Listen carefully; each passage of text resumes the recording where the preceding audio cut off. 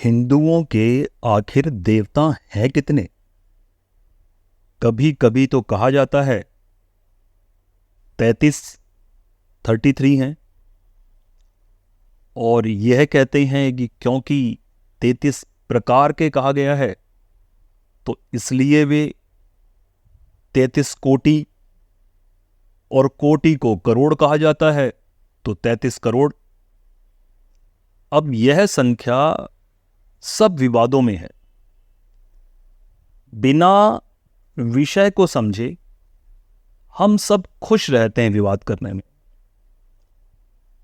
कुछ समय पहले हमारे एक मित्र हैं, उन्होंने मुझसे पूछा कि 33 करोड़ देवता, देवी देवता या 33 प्रकार के देवता, ये ऐसा जो अभी बहुत से लोगों में आपस में एक तरह का बहस का विषय है, इसका सत्य क्या है? तो मैंने तो उन्हें बता दिया कि भाई इसका सत्य यह है। उन्होंने कहा फिर आप इस पे लोगों को बताते क्यों नहीं? हमने कहा कोई बात नहीं, लोग जितना अधिक चर्चा करेंगे उतना अधिक सीखेंगे, क्योंकि चिंतन जो है वो सबसे पहली सीढ़ी है ज्ञान प्राप्त करने की। परंतु यह बात अपने आप में प्रमुख है कि वे जोड़ देते रहे मुझसे कि मैं इसके विषय में साफ साफ कहूं, मतलब जो सत्य है वो बताऊं।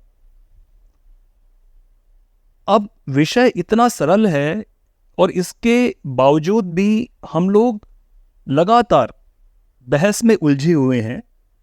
उसका कारण यह है कि हम पुराणों के विषय में जितना अधिक जानते हैं उसके मुकाबले वेदों के विषय में शून्य जानकारी है। शून्य इसलिए कह रहा हूं क्योंकि जैसे ही आप देवताओं को गिनने लगते हैं तो आप वेदों से हट जाते हैं, आप इस ज्ञान से दूर हो जाते हैं कि देवता किन्हें कहा जाता है और देवता हैं कौन। अब शब्दों का ये हेर फेर है, इसको समझने के लिए पहले इसका जो सूत्र है वहां से चलते हैं, और बहुत सरल भाषा में मैं इसको बताना चाहूंगा जिससे सभी लोगों को एक बार में यह बात सही से ज्ञात हो जाए। हम यूं समझते हैं जैसे हम ईश्वर की बात करते हैं, तो ईश्वर कौन है? अब कहते हैं कि जो गॉड है क्रिश्चियन का, वही ईश्वर है।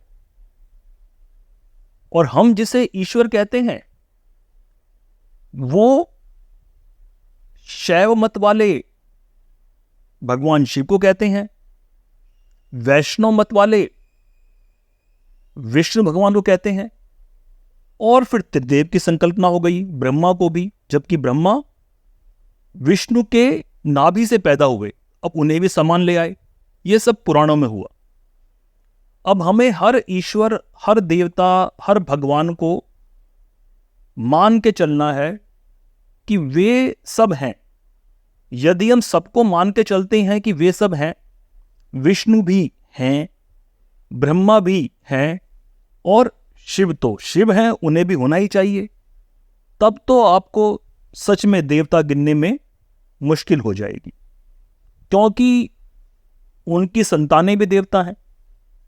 मैं एक तर्क सुन रहा था जिसमें उन्होंने गिना दिए ब्रह्मा, विष्णु, महेश, दुर्गा, काली, गणेश जी, कार्तिकेय और हनुमान जी, राम जी, और पता नहीं कितने कितने उन्होंने गिना दिए। उन्होंने कहा देखिए 60-70 तो हम गिना रहे हैं मुंह जबानी, और फिर गिन लीजिए 33 तो नहीं है। तो 33 को तो उन्होंने पार कर दिया। फिर उन्होंने कहा कि क्योंकि कोटि है तो एक करोड़ ही है। अब समस्या सच में गंभीर है।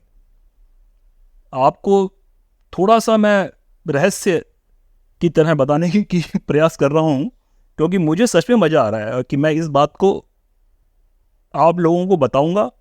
तो आप लोगों को चाहिए कि इसके यदि कोई तर्क आपके सामने है जरूर प्रस्तुत करें, लेकिन मैं बड़े साधारण तरह से जो ऋग्वेद है, ऋग्वेद में जो उद्धरण है, मैं उनके माध्यम से ही आपको बताऊंगा।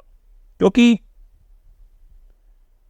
अगर आप सनातन की बात करते हैं तो आपको ऋग्वेद पे जाना ही पड़ेगा, और ऋग्वेद ही मूल ग्रंथ है। मूल मतलब वो बहुत सी जो हमारी वैदिक विचारधाराएं हैं वो ऋग्वेद में ही समाहित है। यहां तक कि आप समझ लीजिए कि जो हमारे अन्य ग्रंथ हैं वे ऋग्वेद के उद्धरण से ही अपनी अपनी बातें कहते हैं। अब ये मानते हुए कि देवता जो शब्द है वो बहुत सी चीजों के लिए हम प्रयोग करते हैं। देवता स्वरूप मनुष्य है, हम बहुत से इंसानों को भी देवता स्वरूप कहते हैं। और यदि कुछ इंसान महान कार्य करते हैं तो उन्हें देवता मान लेते हैं हम लोग। हमारे बहुत से प्रादेशिक अंचलों में ऐसे बहुत से क्षेत्रपाल देवता हैं या क्षेत्रीय देवता हैं जो इंसानी रूप में ही पैदा हुए और देवता स्वरूप में। परंतु ये देवता जो है वो कौन है? कौन है वास्तविक देवता? किन्हें वास्तविक देवता माना गया? जो ऋग्वेद में देवता के बारे में जब बात होती है तो वे कौन देवता कहे जाते हैं, उसको बड़ा सरल तरीके से मैं आपको बताता हूं कि अदिति और ऋषि कश्यप, इनके 33 पुत्र थे और अदिति को देवताओं की माता कहते हैं। यही वो 33 देवता हैं जो अदिति के पुत्र हैं और ऋषि कश्यप की संतान है। ऋषि कश्यप की बहुत सी पत्नियां थी, उनसे अलग अलग प्राणी जन्मे। उनकी एक पत्नी दिति थी जिससे दानव पैदा हुए। हम जानते हैं हिरण्याक्ष के विषय में, वो दिति के पुत्र थे। इसके अलावा दिति के पुत्र मरुद्गण भी हुए। मरुद्गणों को सीधे सीधे हम दानव या राक्षस नहीं कहते, पर वो इंद्र के सहयोगी माने जाते हैं। मरुद्गणों के विषय में हमने चर्चा की है। तो अदिति के जो 33 पुत्र हैं, अब अगर आप इस बात को सुनते जाएंगे तो आपके बहुत सी धार्मिक विचारधारा खंडित होने वाली, क्योंकि वेदों में तो यही है। सीधे सीधे 11 आदित्य हैं, 11 रुद्र हैं और 8 वसु हैं। अब वसुओं के विषय में अलग अलग बातें लिख दी गई हैं, परंतु सीधे सीधे वे अदिति और ऋषि कश्यप के ही पुत्र हैं। यही वो 33 हैं। अब 11, 11 और 8, बाकी 3 को आप ऐसे समझिए। एक हुए इंद्र और फिर दूसरे हुए आपके सूर्य। तो सूर्य आदित्य हुए, तो सूर्य को मिलाकर 12 आदित्य। अब रुद्र 11 है। अब शैव मतावलंबी ये कहते हैं कि शिव का जो वर्णन है वो वेदों में है, पर वेदों में तो 11 रुद्र है। शिव को रुद्र के नाम से वो ढूंढते हैं। तो शिव को स्थापित करने के लिए मेरी व्यक्तिगत आस्था शिव में है, परंतु जो वेद कह रहे हैं उसकी सत्यता को नकार नहीं सकते। वेदों में शिव है नहीं, और रुद्र के रूप में जो शिव है वो वैसे रुद्र तो 11 है। वो कहते हैं उनमें से एक रुद्र वो है, और वो कहते हैं नहीं, वो 11 के 11 रुद्र ही वो हैं।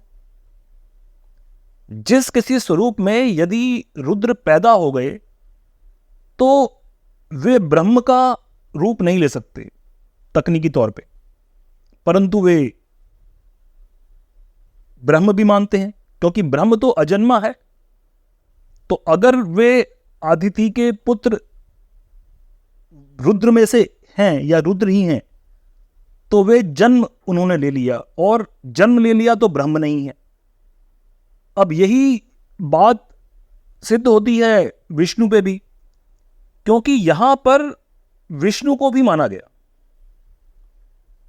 अब जैसे हम आदित्यों की बात करते हैं तो उनमें से विवस्वान, आर्यमा, पूषा, त्वष्टा, सविता, भग, धाता, विष्णु, वरुण, मित्र, शक्र। अब विष्णु भगवान के जो वामन अवतार है, उनको भी माना गया कि वे भी आदित्य के पुत्र हैं। अब मैं इसमें बड़ी एक छोटी सी बात कह के आपको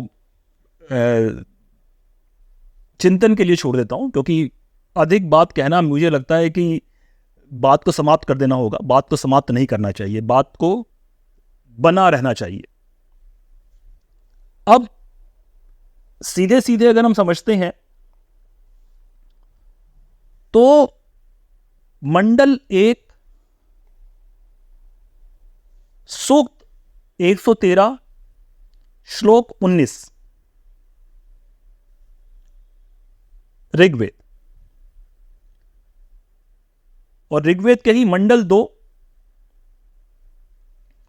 और सूक्त 27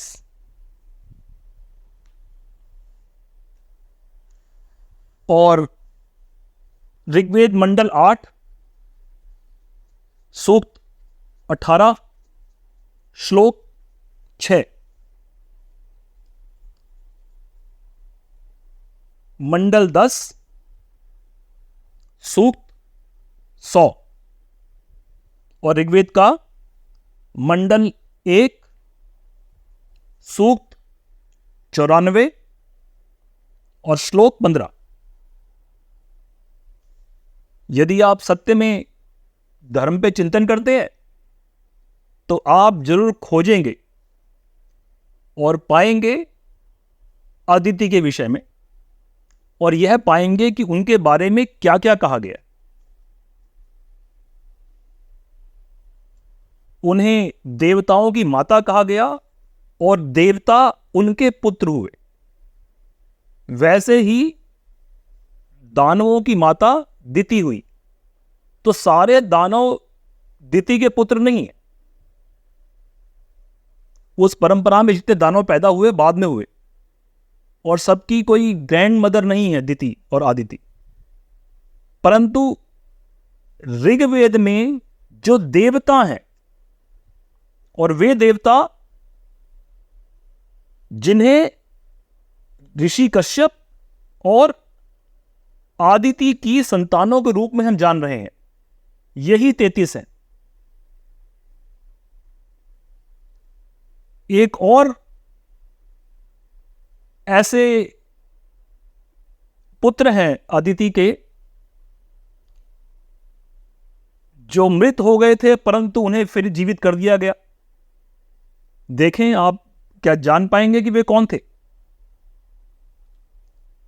परंतु यदि आप इसका चिंतन कर रहे हैं और इसकी खोजबीन कर रहे हैं तो आपको बहुत से ऐसे रहस्योद्घाटन हो पाएंगे कि जिसे आपका मन नहीं मानेगा। और इसी विषय से मैं इस पर ज़्यादा चर्चा करता नहीं हूं, क्योंकि कहीं ना कहीं ऋग्वेद प्रश्न चिन्ह लगा देता है शैव मत के लोगों में। फिर उन्हें चिंता हो जाती है कि शिव को स्थापित कैसे करें, क्योंकि शिव तो हट जाते हैं फिर जब हम रुद्रों को बता देते हैं कि भाई ऋग्वेद में तो ऐसा कहा गया उनके विषय में, और देवता बाकी लोग तो फिर नहीं है। पर हम सबको देवता मानते हैं, हमारे बहुत से देवता हैं, हम कहते हैं देवता ही हैं। हम उन्हें ईश्वर क्यों नहीं कहते, हम उन्हें भगवान क्यों नहीं कहते? क्योंकि हमने ईश्वर भगवान का नाम किसी और के लिए दे दिया। ये क्यों नहीं मान लेते कि आदित्य के पुत्र देवता हैं, 33 हैं, बाकी सब ईश्वर हैं? हम क्यों नहीं कहते गणेश जी भगवान है? गणेश जी को भगवान के साथ साथ देवता भी कहना होता है हमें।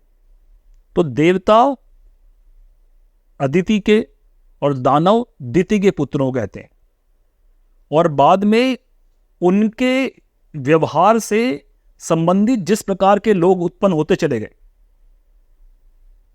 अब शिव के भी पुत्र हुए कुछ जो दानव प्रवृत्ति के थे।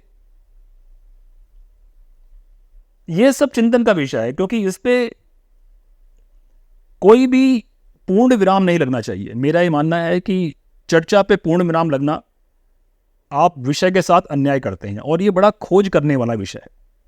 तो इसलिए मैं इस बात को यहीं पर रोक रहा हूं, क्योंकि बहुत सी आस्थाएं हिल जाती हैं जब आप ऋग्वेद को लेकर चलते हैं, और यही कारण है कि हम लोगों ने ऋग्वेद को छोड़ दिया है। क्योंकि ऋग्वेद के सामने आते ही हमारे बहुत से धर्म के जो कहानियां और जो दूसरे जो हमारी कथानक है वो खत्म हो जाते हैं, वो कुछ और बताता है। और सनातन वही है जो ऋग्वेद को माने। ऋग्वेद को अब नहीं मानते तो सनातन नहीं रहे। ये भी बड़ी विडंबना है। हम सनातन भी होना चाहते हैं और ऋग्वेद को मानना भी नहीं चाहते। पर ऋग्वेद पढ़ लीजिए, इसी बहाने बहुत महान ग्रंथ है। और सनातनी विचारधारा पे यदि आप विश्वास करते हैं, मानता तो कोई नहीं है। जैसे मैं ये कई बार कह चुका हूं कि सनातनी होना साधारण नहीं बात है। सनातनी तब है जब आप वेदों को माने, और जैसे ही वेदों को आप अध्ययन करते हैं, आपके बहुत से देवी देवता यूं ही गायब हो जाते हैं, क्योंकि आपने जिस प्रकार उन्हें मान लिया है और पुराणों ने जिस प्रकार उनकी व्याख्या कर ली है। पुराणों ने बड़ा भेदभाव पैदा किया लोगों की मानसिकता के अंदर, और अच्छी कथाएं हैं, वे प्रेरणादायक हैं, पर वे आपस में ही उलझ गई। विष्णु पुराण और शिव पुराण एक जैसे ही लगते हैं, बस शिव और विष्णु बदल जाते हैं। वही कार्य शिव कर रहे हैं और फिर दूसरे पुराण के अंदर वही कार्य विष्णु कर रहे हैं। तो सत्यता है वो वेदों में है, और सब उपनिषद नहीं। वे 10 उपनिषद जो शंकराचार्य जी ने बताए थे। पर मैं और ज्यादा बातें नहीं करना चाहता फिलहाल तो, क्योंकि हमारे मित्र चाहते थे इस पे बात करना, तो मैंने एक थोड़ा सा चिंतन के लिए विषय आगे बढ़ा दिया। जय जय। चारों वेदों, 10 उपनिषदों के ज्ञाता, महान ब्रह्मनिष्ठ तथा स्वयं ब्रह्म वेद के रचनाकार राकेश प्रसाद पुरोहित जी द्वारा वाचन किया गया यह वृतांत केवल सत्य के विभिन्न रूपों का दर्शन है। सत्य सर्वत्र है। जिज्ञासा से सत्य प्राप्त होता है। दर्शक अपने दर्शन से सत्य को जांचे। सत्य मार्ग का यही आचरण है। नमो ब्रह्म।